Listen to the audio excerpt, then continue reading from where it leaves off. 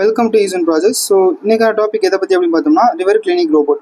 So river cleaning robot அப்படின்னா என்ன பார்த்தோம்னா, ஸோ இப்போ நமக்கு முக்கியமான வாழ்வாதாரமே தண்ணி தான். ஸோ நமக்கு ரிவர்ஸில் இருந்து அப்புறம் ஏரி குளங்கள்ல இருந்தால் நமக்கு வந்து வீட்டுக்கு தண்ணி தான் வருது.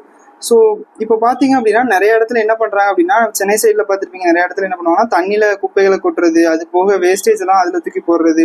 இப்படிலாம் இருக்கும்போது என்ன ஆகும் அப்படின்னு பார்த்தீங்கன்னா, அங்கே இருக்க ஏரியாவில் வாட்டர் பொல்யூஷன்ஸ் அதிகமாக ஏற்படும். ஸோ வாட்டர் பொல்யூஷன் அதிகமாக ஏற்பட்டுச்சுன்னா அங்கே இருக்கிற தண்ணி சப்ளை பண்ணுற அதுதான் குடி தண்ணியாகவே இருந்துச்சுன்னா மக்களுக்கு அது ரொம்ப ஆபத்தானது. அது போக அது வந்து அங்கே வாழ்கிற உயிரினங்களுக்கும் ஆபத்தானது. ஸோ இப்படி வந்து நிறையா ஏரி குளங்கள், எக்ஸாம்பிளுக்கு நம்ம இந்தியாவில் எடுத்துக்கிட்டோம்னா கங்கா, யமுனா இந்த மாதிரி ரிவர்ஸில், அது போக தமிழ்நாட்டில் எடுத்துக்கிட்டோம்னா தாமிரபரணி, குளத்தூர் லேக்கு, அது மற்ற நிறைய லேக்ஸ்லாம் இந்த மாதிரி கண்டாமினேஷன் ஆகி பாசம் பிடிச்சி அந்த தண்ணியை பயன்படுத்த முடியாத நிலைமையில நிறைய இருக்கும். ஸோ இப்படியெல்லாம் நம்ம நார்மலாக இது எப்படி க்ளீன் பண்ணுவோம் அப்படின்னு பார்த்தோம்னா, நம்ம நார்மலாக மனுஷங்க போயிட்டு அதை படகுல போய் ஒவ்வொரு குப்பையாக பொறுக்கி போட்டு இப்படி தான் நம்ம க்ளீன் பண்ணிட்டு இருந்தோம். ஸோ இப்படி க்ளீன் பண்ணுறதுனா என்ன ஆகும்னா, டைம் கன்சம்ஷன் அதிகமாகவே ஏற்படும். அது போக லேபர் சார்ஜ் நம்ம ஒவ்வொருத்தருக்கும் போகும்போது எக்ஸ்பென்சிவ் ஆயிரும். ஸோ இந்த மாதிரி எக்ஸ்பென்சஸை கம்மி பண்ணுறதுக்காகவும் க்ளீனிங்கை ஃபாஸ்ட் ஆக்கிறதுக்காகவும் நாங்கள் கொண்டு வந்த ப்ராஜெக்ட்ஸ் தான் ரிவர் கிளீனிங் ரோபோட். ஸோ இது எப்படி ஒர்க் ஆகுது, அதில் என்னென்ன காம்போனன்ட்ஸ் யூஸ் பண்ணியிருக்கோம் அப்படிங்கிறத நம்ம பார்க்கலாம். ஸ்டார்ட் பண்ணிட்டேன்.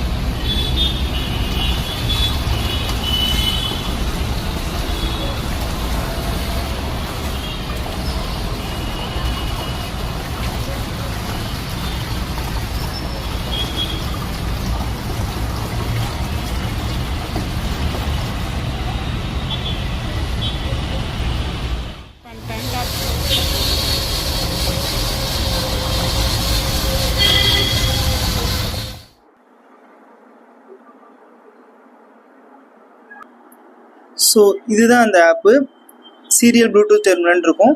ஸோ இதில் போயிட்டு நீங்கள் உள்ளே போயிட்டு டிவைஸ் ஆப்ஷனை கிளிக் பண்ணீங்க அப்படின்னா இங்கே வந்து ரிவர் கிளீன் ஒரு காமிக்குதா உங்களுக்கு. ஸோ இந்த ரிவர் கிளீனை தான் நீங்கள் கிளிக் பண்ணீங்க அப்படின்னா உங்களுக்கு கனெக்ட் ஆயிரும். ஸோ கனெக்ட் பண்ணிட்டீங்க அப்படின்னா உங்களுக்கு ரிவர் கிளீன் போட்டை வந்து கனெக்ட் ஆகிருன்னு காமிக்கும். ஸோ இதுக்கப்புறம் கமாண்ட்ஸ் எல்லாம் கொடுக்க மாதிரி இருக்கும். ஸோ என்னென்ன கமாண்ட்ஸ் கொடுக்கணும் அப்படின்னு பார்த்தோம் அப்படின்னா,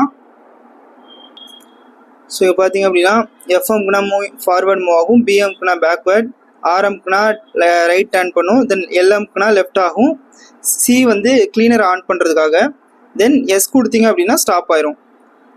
ஸோ தென் அதில் என்னென்ன காம்போனன்ட்ஸ் யூஸ் பண்ணியிருக்கோம் அப்படின்னு பார்க்கலாம். ஓகே, ஃபர்ஸ்ட் இங்கே ஒரு ஆன் ஆஃப் சுவிட்ச் கொடுத்துருப்போம்.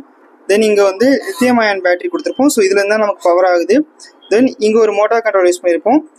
தென் இங்கே ESP32 மைக்ரோ கண்ட்ரோல் யூஸ் பண்ணியிருப்போம். தென் இங்கே ஒரு மோட்டர் டிரைவ் யூஸ் பண்ணியிருப்போம். ஸோ 2 மோட்டர் டிரைவ் யூஸ் பண்ணியிருக்கோம். தென் ஒரு ESP32 மைக்ரோ கண்ட்ரோல் யூஸ் பண்ணியிருக்கோம். ஸோ இந்த ESP32 இங்கே பிரெயின் ஆக்ட் ஆகுது. இந்த மோட்டார்ஸை ரன் பண்ணுறதுக்கு இதுதான் நமக்கு கமாண்ட்ஸ் கொடுக்குது. தென் இங்கே இருக்க மோட்டர் டிரைவர் எதுக்கு அப்படின்னு பார்த்தோம் அப்படின்னா, இது L298 அப்படிங்கிற மோட்டர் டிரைவர்ஸ். ஸோ இந்த மோட்டர் டிரைவர் என்ன பண்ணும் அப்படின்னு பார்த்தீங்கன்னா, இங்கே இருக்க மோட்டார்ஸை கண்ட்ரோல் பண்ணுறதுக்காக. ஸோ மோட்டார்ஸை கண்ட்ரோல் பண்ணுறதுக்கு என்னென்ன மோட்டார்ஸ்னு பார்த்தோம்னா, இங்கே ஒரு மோட்டார் இருக்கும். தென் அதே மாதிரி இந்த சைடில் மோட்டார்ஸ் இருக்கும். இந்த 2 மோட்டார்ஸும் மூவ்மெண்ட்ஸ்க்காக, ஃப்ரண்ட் அண்ட் பேக் மூவ் பண்ணுறதுக்காக. தென் இங்கே பார்த்தோம்னா நமக்கு தனியாக இங்கே கிளீனருக்கு 2 மோட்டார்ஸ் கொடுத்துருப்போம். ஸோ இந்த கிளீனருக்கு மோட்டார் கொடுத்தது எதுக்குன்னா, ஸோ நம்ம கிளீனர்ஸை வந்து ஆன் பண்ணி ஆஃப் பண்ணிக்கலாம் இந்த மோட்டார்ஸ் கண்ட்ரோல் பண்ணி. ஸோ இப்படி தான் இது ஒர்க் ஆகுது. So thank you all.